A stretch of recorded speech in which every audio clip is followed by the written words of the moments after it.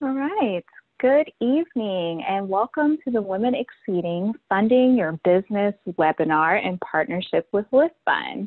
We are really excited to bring you guys some hopefully insightful information on funding your business and really getting things started.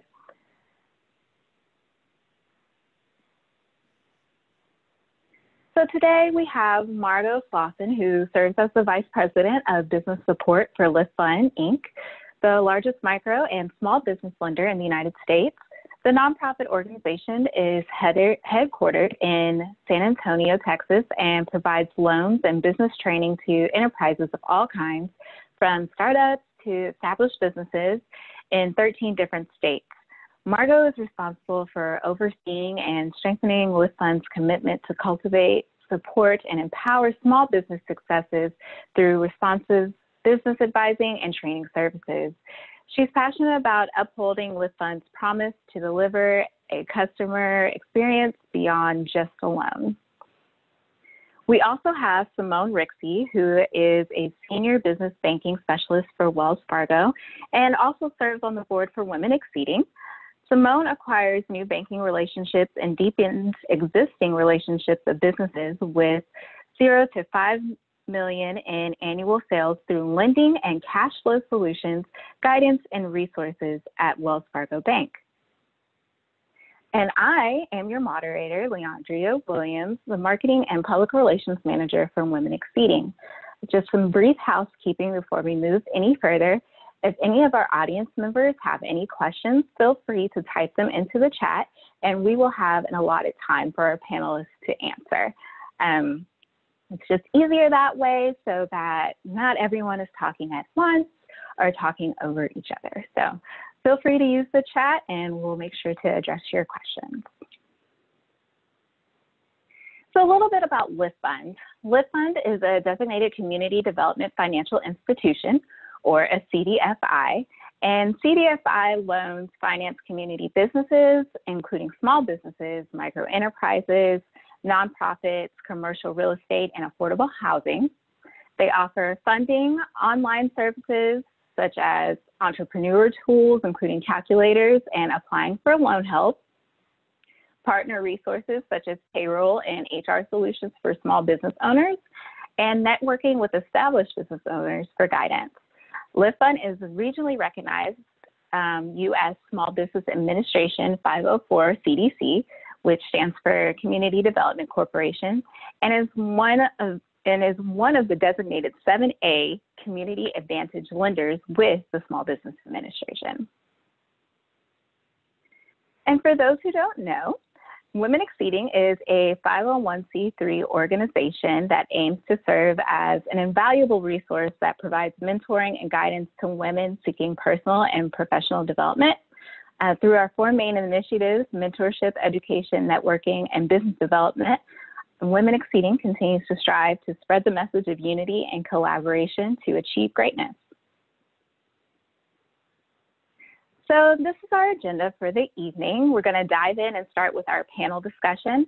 Then we will open it up to questions from the audience in the chat, as well as some pre-answered or pre-asked questions that came in with registration. And finally, some resources and tools that you as small business owners can use. And with that being said, I'm going to dive into our first question. What are the differences between conventional lending and unconventional lending? Margot, would you like to share some insights? Yes, certainly. Thank you, Leandria, and thank you to Women Exceeding for inviting us to collaborate with you all on this great webinar. I'm excited to be here to share some of my knowledge with our participants. And regarding this first question, it's one that some people don't even hear the difference between conventional loans and unconventional loans. They just know that there's commercial loans out there for businesses. So a simple way that I break it down is conventional loans are those that are offered by traditional banks and backed by the banks, and they typically have some pretty strict and straightforward criteria and underwriting guidelines, as well as repayment structures. Unconventional loans, on the other hand, these tend to be more flexible I would say on things from the loan term. So for instance, a lot of times unconventional loans will have a longer repayment term to help out the borrower. They may also have more lenient requirements when it comes to the amount of collateral that's required to secure that loan. They may also be able to work with borrowers that have lower credit scores or credit history that a bank would not be able to work with. And while banks may offer unconventional loans, for example, there's many banks that offer SBA loans, which are guaranteed by the SBA. They usually refer to loans that are being offered by other organizations, companies, platforms that are not traditional banks. So that's kind of a short and simple breakdown of conventional versus unconventional when it comes to lending for businesses. Awesome, awesome. And you mentioned a bit about the Small Business Administration, and also I mentioned earlier LIFT Fund status with the Small Business Administration. So for those who don't know, what is the Small Business Administration and what is its purpose? Simone, I know that you guys at Wells Fargo work within some Small Business Administration requirements. Would you care to elaborate on that? Absolutely. First, I want to say thank you for having me join today. It's always a pleasure to talk about opportunities for small business owners. So I'm glad to be here, especially with LIFT Fund, who I know does so much work in communities abroad. So thank you. To piggyback off of what Margot spoke about, Small Business Administration is part of that lending world. And what the Small Business Administration is, it is a guarantee from the government. It's an organization founded and established by the Congress way back in 1953. And really it was created to help small business owners and protect their concerns, help them, aid them, counsel, assist, protect, so that small business could grow in the United States. And we know when small business grows, communities do well. And when communities do well, economies do well. So Wells Fargo is very lucky to be a Small Business Administration preferred lender. And what that means is that we have the blessing of the Small Business Administration to make in-house decisions. And the way that SBA works is that they don't provide funds directly to borrowers, but they help us, conventional and non-conventional lenders alike, to aid small business owners in a way that maybe we wouldn't normally be able to aid them. That looks like maybe a lower down payment or cash injection on a loan, a better term or a better rate. Whether they're starting up or in its expansion, a commercial real estate purchase, there are a couple of different purposes that Small Business Administration can help us with. And what they do is they guarantee a portion of that loan. So if something were to happen and a borrower were to default, SBA pays off a guaranteed portion of that loan, and that helps us at the bank mitigate some of the risk involved with lending. Awesome. And Margot, I know you guys have a special status with the SBA. If you want to elaborate on what the SBA's purpose is with LIFT Fund. Certainly. I think Simone gave a really great explanation of SBA's role when it comes to supporting small businesses with capital, and especially in debunking the myth that the SBA loans money, because in fact they do not. So as Simone very accurately put it, they guarantee that repayment to the bank so that the bank is more likely to help out those small business owners. I wanted to just touch on some different facets of the SBA that we partner with through LIFT Fund aside from capital. So the SBA is also charged with supporting small businesses with counseling.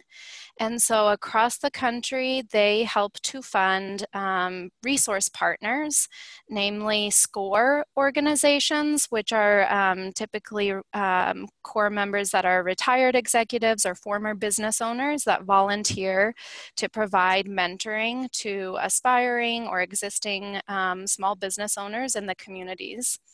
They also fund small business development centers, SBDCs, and they fund women's business centers across the country.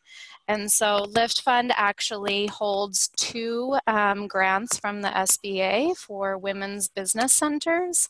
We have a women's business center in Dallas-Fort Worth, and we have a women's business center in San Antonio, Texas. And so those grant funds that we receive from the SBA allow us to provide free one-on-one business advising services, as well as trainings, workshops, and accelerator programs. And then a third support branch that the SBA has is contracting. So capital, counseling, and contracting, with the federal government being a top purchaser of goods and services in our country, the SBA helps small businesses have fair opportunity to compete for federal contracts. So they do this through training and resources, as well as through 4 different certification programs that they offer. One being for women-owned small businesses, another one for service-disabled veteran-owned businesses, hub-zone businesses, and 8A certification, which is for small socially economically disadvantaged businesses. And having these certifications can help increase the chances of a small business being awarded federal contracts. So those are some of the other ways that we interact with the SBA beyond the loan products that we carry from them. Awesome. Thank you for that. So with small business owners, we know that a business plan is pretty much your foundation when you're first starting out. So I want to ask, what tools can be used to create a business plan which meets Small Business Administration requirements? Simone, would you care to elaborate a little bit with working with Wells Fargo? What do you see?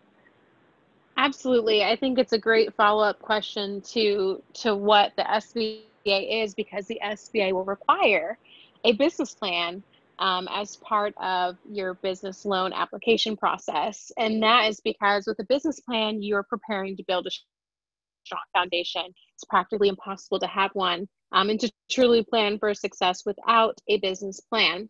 So something that we use is a website, BizPlan Tool. So that's BizPlanTool.com. It's actually a third-party website sponsored by Wells Fargo that allows customers and non-customers alike a free business plan tool to create the perfect business plan.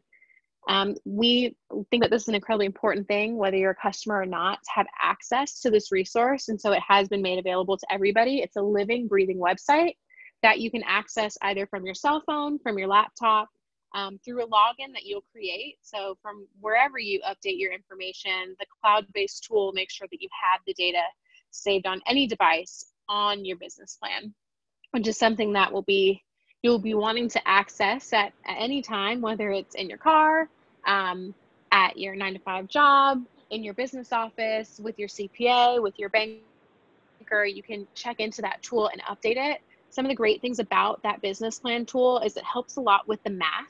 You're going to follow a simple, very easy to use wizard.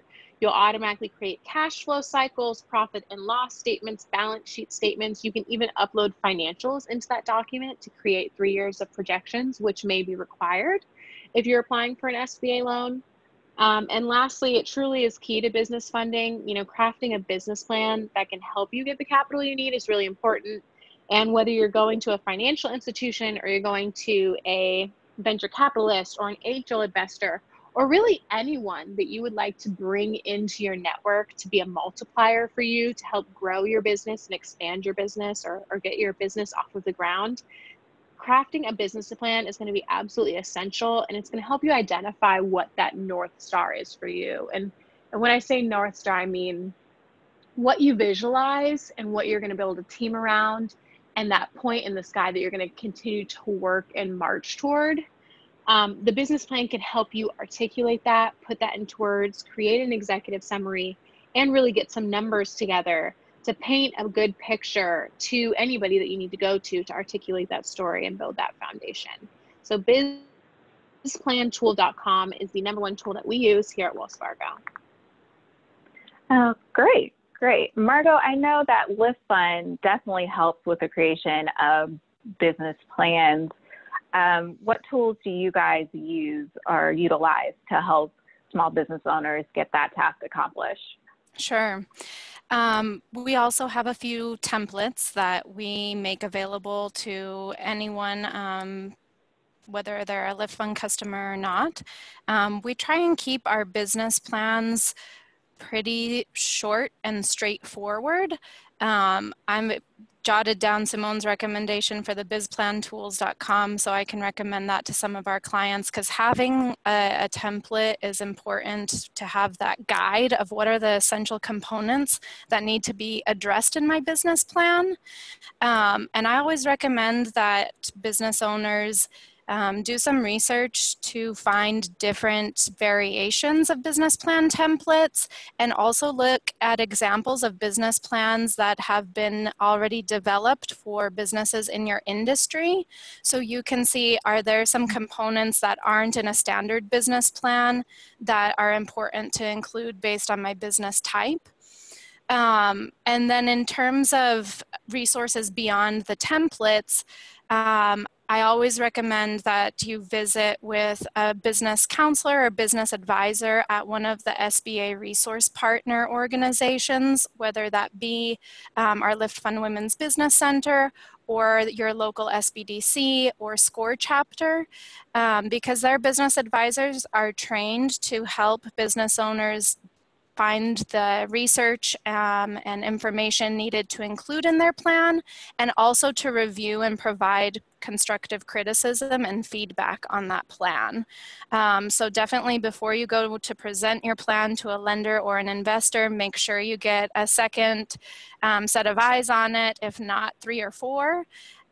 So that it's a polished plan, and also so that it makes sense to others. A lot of times as business owners, we really get in our head and we use, terminology, or we explain things in a way that maybe only we understand, or maybe only those in our industry understand. So I think it's important to have others give you some objective feedback, and also wanted to stress how important it is to write your own business plan. There are times we have clients come to us and ask for recommendations on who they can hire to write their business plan, and that really defeats the whole purpose of having a business plan, because as Simone said, it should be your guide, your map, your North Star, and only you can set that vision for your business. Awesome. I want to thank you for elaborating on people who hire people to write business plans for them, and how that's really just not a good idea. That's a personal note for myself, because I was definitely looking into that. So Margot, I really want to ask, I mentioned earlier about Lift Fund being a community development financial institution. And for those who don't know, what is that exactly, and what does that entail? Well, I think you gave a really great overview in the introduction, but just to elaborate a bit, CDFIs are private financial institutions that offer responsible and affordable capital to disadvantaged individuals and communities. They can take different forms, but they have a shared goal of spurring economic development, asset building, and just raising the quality of life for those that have been left out of the financial mainstream. So you can see CDFIs take different forms. Some of them are providing financing to micro and small businesses, some to nonprofits, some are involved in commercial real estate and affordable housing. But I guess the key thing is they differ from traditional banks in that they put community before shareholders, as they're not responsible to reporting and returning returns to shareholders. So some of them might be CDFI banks, some might be credit unions, some are loan funds like Lift Fund, others are for venture capital funds. So they have different legal structures and different models. But for us, our CDFI operates as a nonprofit 501c3, and we offer loans to micro enterprises and small businesses. And really it's for those that aren't able to obtain those traditional or conventional loans. Okay, awesome. And you mentioned the difference a little bit in your previous answer of what a CDFI can do that conventional banks can't. But I really want to kind of elaborate on that for the small business owners on the call, and just kind of dive into what can Lift Fund do that conventional banks cannot. Sure. There's a few different things, and I'll start with the one that usually captures people's attention, which is our ability to learn to lend to startup businesses. So many banks will require that a business be in operation for 2 or more years. They want to see that demonstrated financial performance in the business. For Lift Fund, we consider startup businesses as a business that is not yet launched up to the 6-month mark in business. And we are able to extend loans to startups. So that's one big thing that sets us apart from many conventional banks. Also, our ability to be flexible with credit. So we have done loans for individuals that may have no credit history established. We've done loans for individuals that may have not have a lot of experience handling credit in the past, or perhaps they have some items in their credit history that are disallowable by the bank. And so just to give you kind of a sense, our average credit score of our borrowers fluctuates between a 580 to a 600. And so you can definitely see in that statistic how we're working with a different category of individuals that aren't able to show, I have the 680 credit score or higher that a bank is requiring to even consider my application. Another thing that I think sets us apart from more conventional banks is collateral. So while we do require collateral to secure our loans, we're able to accept a lower amount of collateral, and we're also able to get kind of creative in the type of collateral that we can accept, especially with our smaller microloans. So for instance, our microloans, we are able to take jewelry, watches, things that have value that we can keep in our safe deposit box. We can count that towards collateral. I'm not familiar with any banks nowadays that are able to do that. Right, definitely not. We have a funny story from our president and CEO when she started Lift Fund, and actually had some goats that she took from a farmer as a form of collateral. And she didn't, take them off the farm, but he said, this is how much I paid for these goats.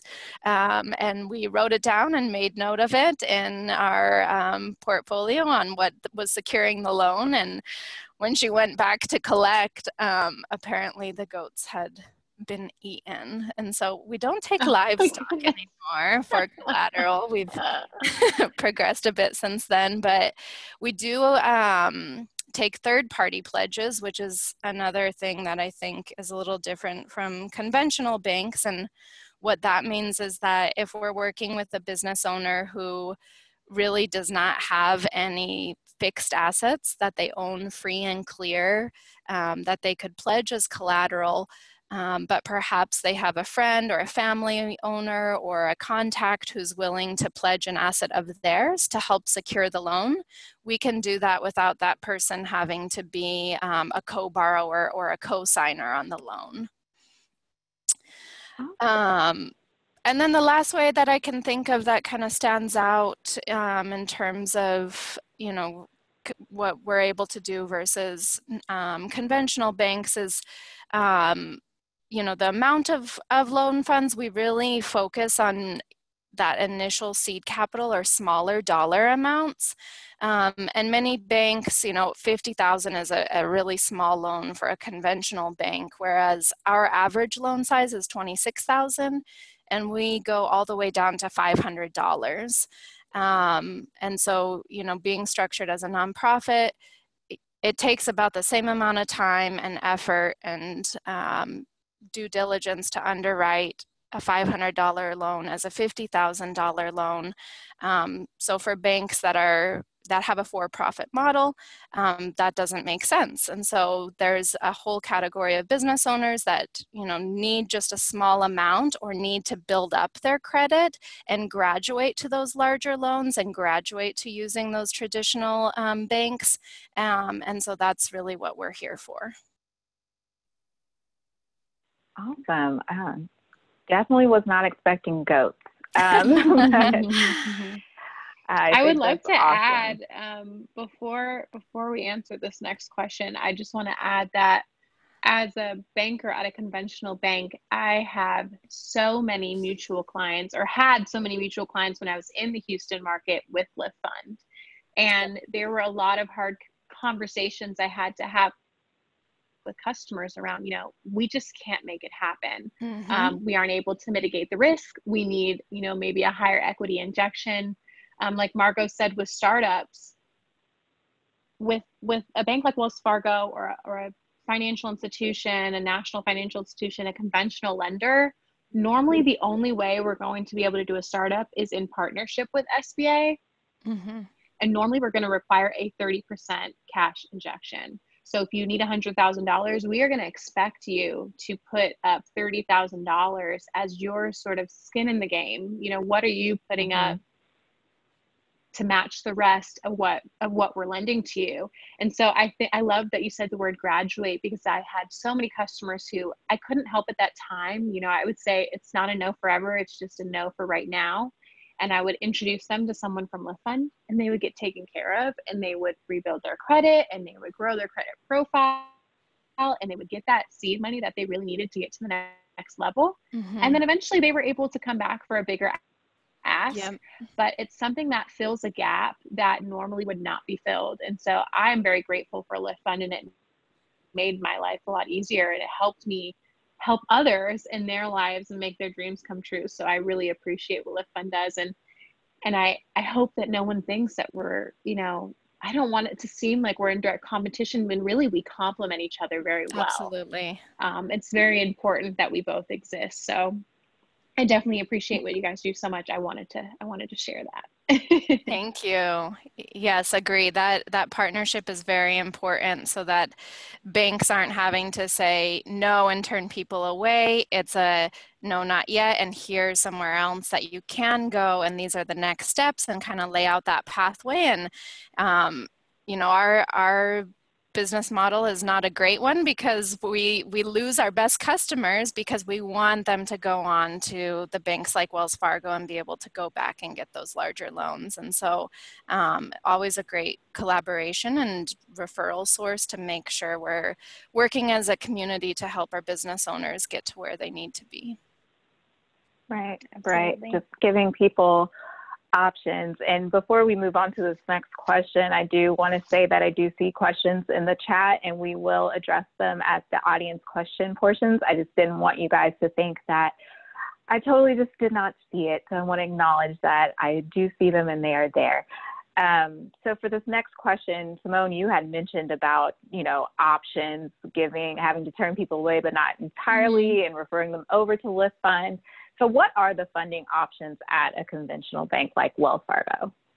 We have a couple of options. And our first question really for a business owner, a potential business owner, is what is the purpose of the loan, or what are you looking for? And then, you know, we follow with what stage of your business are you in? When we're talking about a startup, like we spoke about just a moment ago, our really only option for a startup is you're either going to go SBA with us, and you're going to put that 30% cash injection down, but you're going to get a great rate and a solid term, or you're going to have to do it through personal finance options. And that's not always the smartest route to go. We do see now, though, more than ever, that you can use a home equity line of credit for a business startup or for a business purpose, but it's definitely not a best first option. So we try to give guidance to choose other options before that. Now, if you're not a startup and you are an established business, normally we look for about 2 or more years. And that shows us that you have a proven track record of selling to customers, whether it's a product or service, that you can manage your money, that you have a sound foundation that you can build from that helps mitigate the risk when we're underwriting loans. And really, loans aren't the only option there. When you are an established business and you've been in business for more than 2 years and you're looking for funding to expand, you have options from lines of credit, secured and unsecured. And what a line of credit is, it's a revolving credit account that you can pull cash off of, but you're not going to pay a cash advance fee like a credit card. It's a revolving line that they sometimes last about 10 years. Some of them last as long as you'd like them to, depending on the amount. But we have both a secured option and an unsecured option. And then we have a couple of different loan options for business owners that have been in business for 2 or more years that are looking for funding to expand. We have equipment loans, we have unsecured business loans. We've got other types of lines of credit that you can secure with assets. And then, of course, we have the wonderful array of options with the small business, whether it's the partner buyout. Maybe you're growing a business and you're trying to buy out your partner. If you're going to acquire a business, so you want to purchase a business that's already existing. We've got a loan option for business expansion, startups like we talked about before, and special purpose loans, which we'll get a bit into later. And then last but not least, we do commercial real estate loans. So if you're looking to buy real estate for your business, whether it's to start a new location, or maybe it's the location that you've been renting and you want to purchase that space from the landlord, we have some loan options for that as well. Awesome. So you mentioned all these funding options, and we talked a little bit about requirements earlier in the presentation. So what my next question really is, what are funding requirements different based on industry? I know you had mentioned in the previous question, you were just like, what stage are you in? What type of business are you running? So based on that, I will assume that yes, requirements are different based on industry. Absolutely. And some of the requirements are more fluid than others, but something I would share that really is more glaring in the differences of the industry requirements is industries that have high risks are going to have tighter requirements. So high risk industries, for example, a restaurant. 1 in 3 restaurants normally doesn't make it a year. Even less last 5 years. So with an industry like that, we may require more of a cash injection to put down. For our business owners that are trying to buy a gas station or a movie theater or a body shop, a building that is not easily converted into something else, that's going to be considered special purpose. We're going to ask that you put 50% of the project down to help mitigate that risk. And the reason why is if something were to happen and you purchase a movie theater and the loan is through Wells Fargo with the backing of the SBA, even though the SBA is going to help offset some of that payback, if the loan does go into default, Wells Fargo is going to look at this movie theater building and realize we can't easily convert this to something else. We're not in the business of converting real estate to anything else. So we would then have to find a buyer who wants to buy a movie theater. Where when you have a space that's not special purpose and it can be turned into a hair salon or a bookstore or a bakery, so many different things, it opens up opportunity to sell to somebody else and it helps mitigate some risk. So that is some of the places where it is different based on industry. I know a Wells Fargo specific rule that may actually be true at other conventional financial institutions is that if you do not have direct experience in an industry for an SBA loan, it's going to be very hard to qualify. We're looking for direct experience in that industry. So for instance, for a restaurant, if you say, I want to start a restaurant, my first question is going to be, have you worked in a restaurant before? And if you say no, you do not have experience in management in a restaurant, managing a restaurant, working in a restaurant, we will actually require to have you apply for the loan that you hire a manager who has that experience, and not only hire them, but they will actually have to sign on the loan, even if they're not an owner of the business, because that's how high of a risk that industry is. So that, I hope that helps kind of show how industry and risk in industry can really change what your loan process looks like and what expansion or funding for a business looks like. And I say all that to say, when you're thinking about acquiring a business or starting a business, you really have to do your research, your industry research, your market research, to make sure that it is, in fact, if that's what your North Star is going to be, that you've done the work to get ready for it. Right. So you mentioned having a specific rule for Wells Fargo and thinking that's mostly around in the conventional bank space. But what about LiftFund? Margot, do you guys have different funding requirements based on industry as well?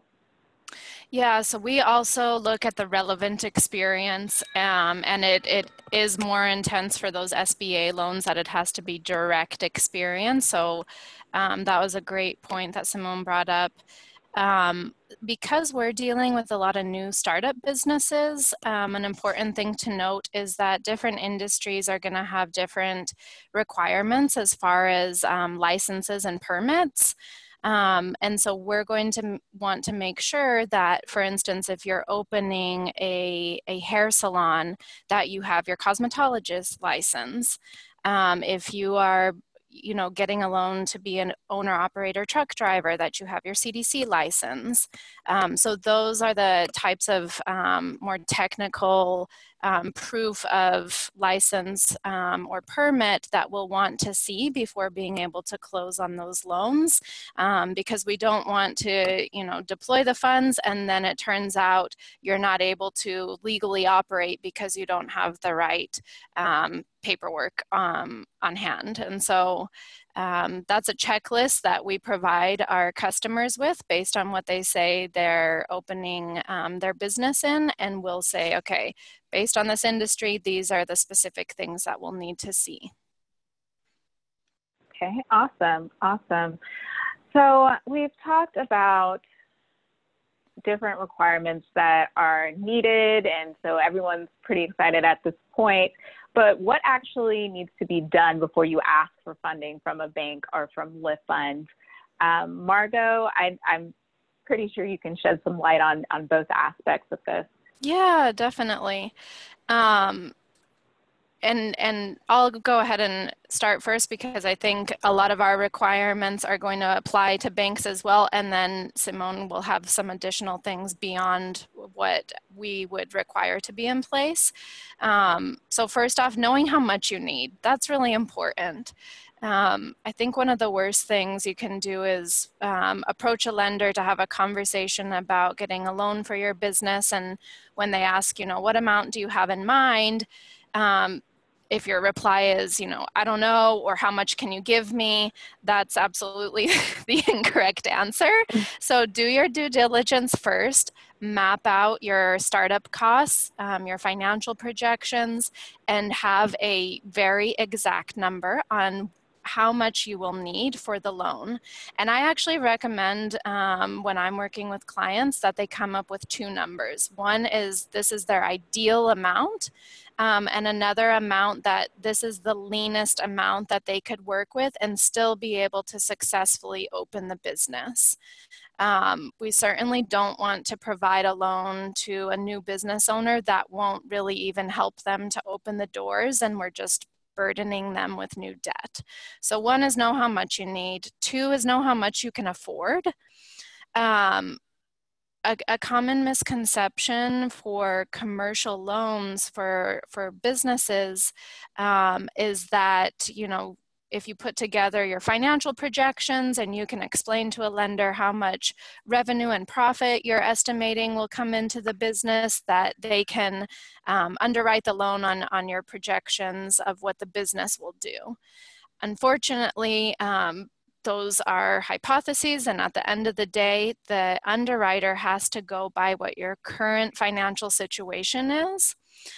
So that's an important thing to note so that you can do kind of a self-evaluation of, you know, what is my household income? What are my household expenses? How much cash surplus do I have on a monthly basis? And would I be able to reasonably support this new debt? And for startup businesses, we actually require that there's some secondary form of income that's not just the new business start. So know how much you need, know how much you can afford, know your credit history. There are websites that you can, you know, get copies of your credit report to review in advance of applying for a loan, and that way there aren't any surprises or any holdups when you're going through the application process. Annualcreditreport.com is a government-sanctioned one that provides everyone a free copy of their full credit report once a year. Many banks will provide you with a copy of your credit report. And then, of course, there's other websites out there like Credit Karma. But know what your credit history and your credit report looks like, and just make sure there's no big red flags on there that couldn't be addressed before you apply. We actually offer a service through our women's business centers whereby we're able to do a soft credit pull for educational purposes. And what that means is we can review your credit with you and say, you know, hey, these are some of the things that stand out, or these are some of the items you'll want to work on before applying. Or, hey, everything on here looks pretty solid based on the loan amount that you're looking to apply for. And we would recommend go ahead and apply. What's nice about the soft credit pulls is that they don't show up as an inquiry on your credit report, so it doesn't ding you in any way. I would also be mindful of what you can pledge. So knowing if you have any assets that you own free and clear that could be used as collateral, or if you're purchasing fixed assets, remember to take those into account as counting towards your collateral. So if you're applying for a loan, say you're a caterer and you're applying for a loan to get a van to transport all of your food and equipment, that asset could serve as the collateral to secure your loan. And then, of course, like we already said, your business plan, and then just be ready with your bank statements and tax returns. Sometimes we say at Lift Fund, be ready to get financially naked. So just be upfront about what your financial situation is, and that will help the relationship with the loan officer go a lot more smoothly, and they can advocate on your behalf if they know upfront of any concerns or things that might need further explanation. Okay, awesome. Wow, I thought maybe I'd have something to add, but I feel like you covered every single one of my points, and so I will reiterate them in short bullet points of what Margot just shared. Preparing your explanation, so having that business plan in order, specifics in order to share what it is that you're looking to do, what you need funding for. Of course, checking your personal credit report, that was spot on. Now we have some business credit reports that you can look at, whether that's Dun & Bradstreet or your Small Business Financial Exchange. They are fairly new, so definitely check those out. For being aware of your industry's risk classification, we talked a little bit about that earlier. Margot spoke about this as well. Knowing your debt to income ratio, if you take on new debt, do you have the income to cover it? So making sure that you have that income, not just from the business or your projected income from the business, but actual income that you're earning now. Preparing your past financials like the business tax returns, the personal tax returns. If you do not have business tax returns, you'll definitely need the personal tax returns regardless, because you're guaranteeing that loan. And then lastly, establishing a relationship with, whether it's your conventional banking lender, whether it's your CDFI lender, building that relationship before, because it's very, very, very important to know that there is a lot of work that comes before the ask, and you should never be meeting with that lender for the first time for the ask. Meet with them well before the ask, so if they need to prepare you or help steer you in the right direction, or if there's some things that need to be tweaked or changed or looked at, you will have the time to get those things done before the ask. So that is what I would add. Same bullet point, same information. So that was same awesome. information. Great. Awesome. Thank you, guys. We're coming up on our last two questions here before we get to the audience ask questions. So we have the business owners at the beginning stages, the middle stages. Let's talk about the business owners that are already in there. They have the funding and they are growing rapidly. How do business owners prepare to finance the expansion of their business? Simone, would you care to elaborate how Wells Fargo helps out with that? Absolutely. So there are some key steps that we really want to consider for business growth and expansion. Really, this is a time in your business life cycle where you've established that strong cash flow, you've got a loyal customer base, and you've got overall some financial stability where you are ready to start thinking about expanding. There's a couple of things that you're going to want to do. The first thing that I would suggest is to perform a SWOT analysis on where you are now. And what a SWOT analysis stands for is strengths, weaknesses, opportunities, and threats. Your strengths and weaknesses are going to be internal. So your strength is the positive of that internal. Your weaknesses is the negative of those internal factors. And then your external factors are your opportunities, which is your positives, and your threats, which are negative. These can be an array of things. You know, do you have a business continuity plan in place? Do you have competitors that can potentially steal your customers' employees? We actually see that all the time. Employee retention is a huge, huge piece of this. Do you have the capacity to grow, whether it's starting a new location or moving into a new market? Some other things I would consider when you're preparing to finance the expansion of your business, making sure that you're doing the research in the new market that maybe you're breaking into or that community that you're thinking about breaking into, analyzing the potential in that new area, figuring out who your competitors are. And I can talk a little bit later about a tool that you can use to identify those competitors and how well they're doing. And then being realistic and assessing your current capabilities. Something that I think is an incredibly important thing that all business owners have to have. You have to be astute enough to be perceptive of what your positives and negatives are and be able to use that perceptiveness to your reality or to your advantage. Also being agile, and then lastly, being receptive to guidance and new ideas. All of those are things that I would take into place. I would have you take into place or take into consideration before you finance or before you really go to the ask to finance the expansion of that business. Margot, does Lift Fund have any additional programs or tools to help business owners prepare to finance the expansion of their business? Yeah, so we certainly offer loans for those that are wanting to expand on an existing business. And I think Simone's explanation of tips for that preparation was very thorough. The only thing I will reiterate is that advanced planning, because the loan application and funding process itself takes a while, especially for larger loans for existing business expansion. So you don't want to be asking for that money when you need it yesterday. So having that timeline really planned out and understanding when that financing piece is going to come in and when that repayment is going to start.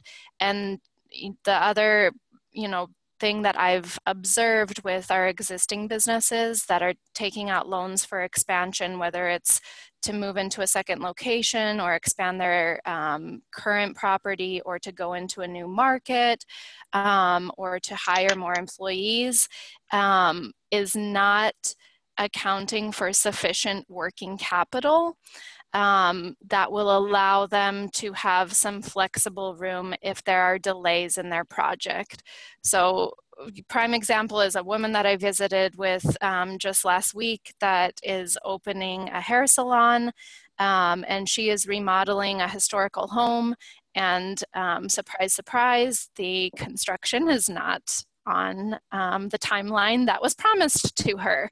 So now she's running 3-4 weeks behind on her opening. she already has the loan fund or the loan funds, repayment has already started. So it's really crucial that you account for the fact that things are not always going to go as planned, and making sure you have some cash reserves to float you over a period of 1 to 2 months, just so you don't get stuck in a sticky situation while you're expanding. Great. Great. And for our last question, before we get into the audience questions, we've talked about business growth. As a business grows and financing needs change, should the business plan also change? Margot, what are your thoughts on this? Always, yes. Simone mentioned that the site or tool that they use for business plan templates is living, breathing document. So it's not something that you write and set on a shelf to gather dust. Certainly always evolving your business plan and trying to stay one step ahead of your competitors and on top of trends in your market. A tool that I really like that I forgot to mention in the business planning question is the business model Canvas. For those of you that have not heard of it, it's a one-page visual outline of a business plan. So it has all the crucial components that are within a business plan, but it's just on one page. And I like to use it because it's very flexible and adaptable, and you don't feel married to it simply because you spent a lot of time writing this long business plan in a report style that you're like, I don't want to go back and write all of that again. The business model, I think, is a great tool for businesses as they look at what new offerings can we come up with, what new customer segments can we tap into, what key resources are we still in need of that we haven't considered. So it allows you and your team to gather around just one page, and you can post it up in your office where everyone can see it. And it's fun and interactive. So that's the business model Canvas. Okay. I've heard of that one, and I had made another note to look at that again. Yeah. Simone, would you agree with what Margot has said? The business plan definitely does need to change as financing needs change. Absolutely. So I'll keep it short and sweet because I know we got to get to these audience questions. Your business plan is going to change all the time. Just like life changes all the time, just like our life plans change all the time. We have life events all the time.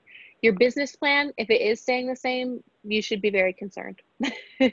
So you want to check in. It is a living, breathing thing. Check in on it constantly. I would say quarterly at a minimum. Big event coming up, you need to be checking it a whole lot more often than that. Awesome. So time for audience questions, and I'll address the ones in the chat first. We have a question that says, do business owners have to personally guarantee LIFT Fund loans? So Margot, this is directly toward you. Yes, the answer is yes. We do require that the business owner personally guarantees the loan, which means that we're looking at your personal credit, your personal and business financial situation, and we're reporting it to your personal credit. Okay, awesome. Next question, which was sent in before the presentation. So how much money should I have saved to fund my business, and should I quit my job? Wow, really bold statement there. Simone, would you care to answer this one as well? Yes, don't quit your job. Please don't quit your job. And Margot touched on this earlier. When you, especially with a startup, we cannot underwrite projections. We cannot underwrite the salary you plan to pay yourself in the business. All we can underwrite is the income that you report on your tax return. So that's specific to Wells Fargo. We have to have a tax return, and I believe many lenders are the same way. So no, please do not quit your job. We have to see that you have the income to support new debt. We have to see that you have the income to support your existing debt, if you have any. And we have to make sure that we are not overextending you or putting you in a situation that is unfair and unsafe. So definitely don't quit your job. And then that first part of the question, how much money should I have saved to fund my business? It depends. Depends on your plan. It depends on the type of business that you're going into. But one piece of advice I would give is, sometimes we think, oh, if we build it, they will come, and we're going to have a big idea and we can only start big. And that's not the case. You can definitely start small and you can grow from there, and you can anticipate growth from there. So don't feel like you can't start small and grow to big, and definitely don't feel obligated to start big and expect everything else to catch up. Margot, do you have anything to add to that? That's a great answer. And the only thing I have to add is we have some templates for startup businesses on our website, and they'll help you to map out, based on your business, what are the things that you're going to need to purchase and pay for before you open your doors, and then what are your ongoing operating expenses going to be, so that you can plan to have some working capital or cash on hand, like I addressed for those existing businesses expanding. And that will help to give you a pretty solid idea of how much money you should have prepared to launch the project. And then based on the lender requirements, you'll want to save anywhere from 10 to 30%, or even for 50%, as Simone was saying, in some industries. You'll want to save that so you have your owner's injection. Okay. The last two audience asked questions are kind of one and the same. So they're asking, how important is it to have good credit to obtain funding? And then the second question, which is pretty much the same, what does a solid personal and business credit profile look like? Margot, I'm going to let you go ahead and quickly answer this so we can get to the resources. I know we're running out of time and want to get that answered for them. Certainly. Yes, it's important to have good credit, but don't assume that your credit is bad credit just because you have a low score. Take the time to meet with someone to really go through your report, because your report is more telling than just the number. And so, going through that and seeing, is there good repayment history, a variety of different types of credit that I've utilized, low utilization rates, so you're not maxing out the credit that's been extended to you, and length of history. Those all contribute to a solid credit profile. And that's my short and sweet answer. Awesome, thank you. So we're just going to, this is our last thing before we go. We're going to explore these resources that both Wells Fargo and Lift Fund offer for small business owners. Simone, if you want to briefly touch on Wells Fargo Works, I have some bullet points here on what it offers. Yes, and those bullet points are perfectly succinct. WellsFargoWorks.com is a website for a small business that Wells Fargo has created to help small business owners, customers, and non-customers alike, totally free. There's a business plan center on there where you can create that free business plan we talked about.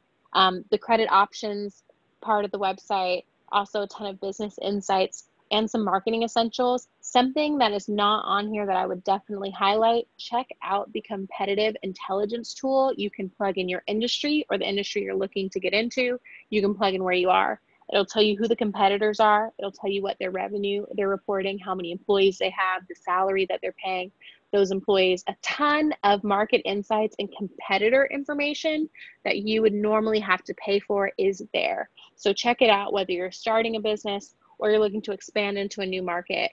There's a ton of great information on the website as a whole, but in specific, that competitive intelligence tool.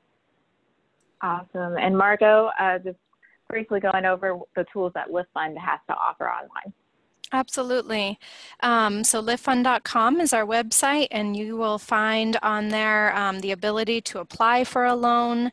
Under the Learn tab, which you see in the top menu, you can visit our liftlearn.com website, where you'll find video tutorials, templates on a variety of topics.